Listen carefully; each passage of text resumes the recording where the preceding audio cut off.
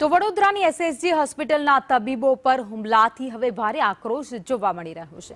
Junior doctors association હડતાલનું એલાન કર્યું છે।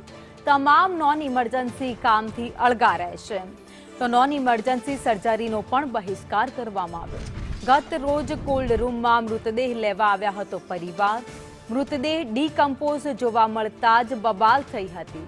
હોસ્પિટલ સુપ્રિન્ટેન્ડન્ટે સમગ્ર મામલે તપાસના આદેશ આપ્યા। તો વડોદરામાં હવે આક્રોશ તબીબોમાં જોવા મળી રહ્યો છે।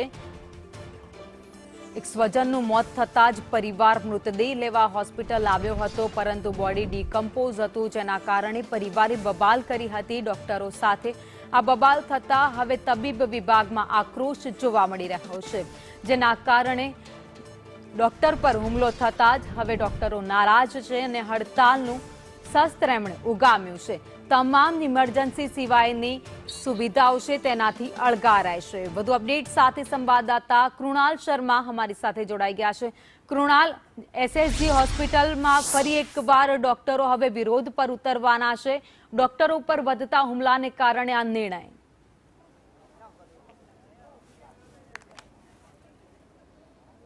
અગાઉ પણ ડોક્ટરો પર હુમલા થતા આવ્યા છે અને ત્યારબાદ આ કાયદો કડક બન્યો હતો, પરંતુ ગતરોજ વડોદરા શહેરમાં ફરી એકવાર આ પ્રકારની ઘટના ઘટી હતી। કોલ્ડ રૂમમાં એક મૃતદેહ પરિવાર લેવા આવ્યો હતો અને તેમાં આ જે મૃતદેહ છે તે ડીકમ્પોઝ હાલતમાં મળ્યો અને તેને લઈને જે તબીબો સાથે અહીંયા મારામારી થઈ, પોલીસ ફરિયાદ પણ થઈ છે।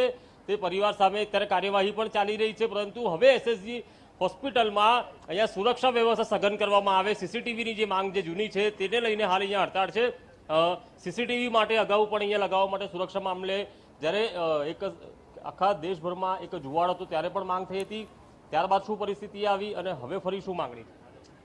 જ્યારે અરજીકરનો મુદ્દો થયો એના ત્યારબાદ પણ કોલેજમાં સીસીટીવી મુદ્દે, લાઇટિંગ મુદ્દે, કોલેજમાં સુરક્ષા મુદ્દે એ ઘટના બાદ પણ આ કેમ્પસની અંદર મારામારી, લૂંટ, હત્યા સુધીના બનાવો બનેલા છે।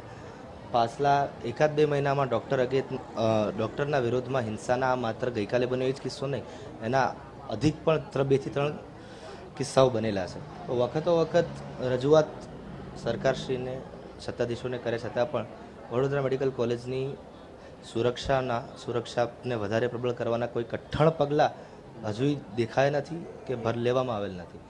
તો બસ એના અનુસંધાને જ ગઈકાલે અમારા શિક્ષકશ્રી તથા અમારા કલીગ રેસિડેન્ટ અને ખાસ કરીને અમારી ફિમેલ રેસિડેન્ટ સાથે જે હિંસક વર્તન કરવામાં થયું એ દરેક કોઈ પણ વ્યક્તિ સાથે એક સરકારી કેમ્પસમાં ન થવું જોઈએ અને એના વિશેનો અમારો એક હિંસક વિરોધ છે। કેટલા દિવસ સુધી રહેશે કે અચોક્કસ છે?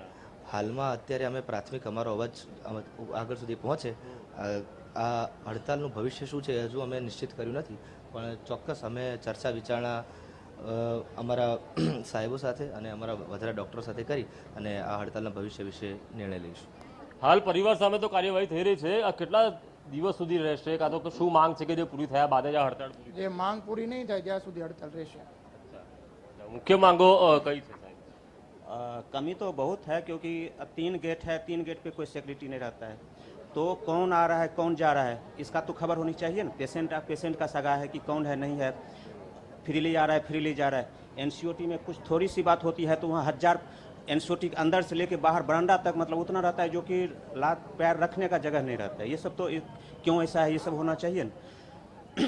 थोड़ा डॉक्टर हमेशा लगा रहता है अपने भर की कि कोई प्रॉब्लम ना हो, बाय चांस कभी हो जाता है थोड़ा मोड़ा तो उसके लिए मुझे 1000 आदमी तुरंत आ जाते हैं। तो ये सब नहीं होनी चाहिए। मतलब 3 गेट है, 1 गेट होनी चाहिए। अगर 3 हमारे हम सुरक्षा है, हमें सिक्योरिटी है, तो फिर तीनों गेट खुला रहना चाहिए। बहुत सारे हैं, सिक्योरिटी बहुत कम है। वही ये सब कौन आ रहा है कौन जा रहा है इसका खबर होनी चाहिए ना। पेशेंट का है तो पेशेंट का आइडेंटिटी होना चाहिए कि पेशेंट ये आइडेंटिटी है तो इस पेशेंट के नाम से ये पेशेंट सगा उसका जा रहे, ये सबको मतलब बहुत जरूरी है। मतलब ये सब હાલ અહીંયા તબીબો સાથે મારામારી થઈ રહી છે, ત્યારે અહીંયા જે જુનિયર ડોક્ટર એસોસિએશન છે અહીંયા મોટી સંખ્યામાં અહીંયા ભેગા થયા છે અને હાલ તેઓ અહીંયા વિરોધ પ્રદર્શન કરી રહ્યા છે, હડતાળ પર ઉતર્યા છે। એટલે કે જે નોન ઇમરજન્સી જેટલા પણ તબીબી કાર્યો છે તેનાથી અલિપ્ત રહ્યા છે અને આ કેટલા દિવસ સુધી ચાલશે તે હાલ અહીંયા ખબર નથી, પરંતુ તેમની જે માંગણી છે કે સુરક્ષા વ્યવસ્થા સઘન કરવામાં આવે, સીસીટીવી તમામ સ્થળોએ લગાવવામાં આવે, ખાસ કરીને પોસ્ટમોર્ટમ રૂમ ખાતે વધુ કડક સુરક્ષા કરવામાં આવે તેવી માંગ સાથે હાલ તબીબો છે, જુનિયર ડોક્ટર એસોસિએશન છે તે હાલ અહીંયા હડતાળ પર ઉતર્યું છે અને તમામ ઇમરજન્સી વગરના જે પણ તબીબી કાર્ય છે તેનાથી તેઓ અલિપ્ત રહી રહ્યા છે અને હવે ક્યાં સુધી આ હડતાળ યથાવત રહેશે તે જોવું રહ્યું. આભાર માહિતી માટે.